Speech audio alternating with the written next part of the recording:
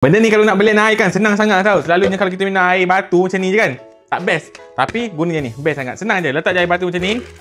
Macam saya nak buat air vanilla blue tau. Okey, saya letaklah sikit 2 sudu. 1, 2, tambah lagi 1 lah.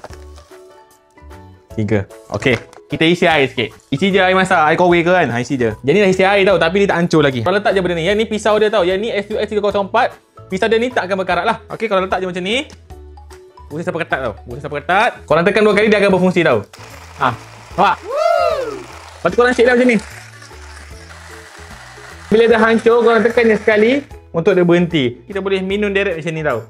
Buka je macam ni penutup dia, dah boleh minum macam ni. Bismillahirrahmanirrahim. Boleh minum macam tu je. Kalau nak bawa, ada holder macam ni sekali.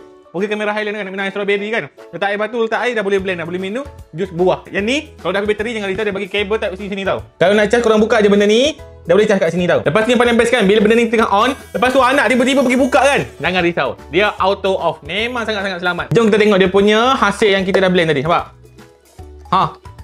Cantik sangat tau. Ni, kalau korang nak dapatkan sekarang tau, harga tengah promo. Yang ni 340 ml. Harga tengah promo tau. Link saya dah bagi.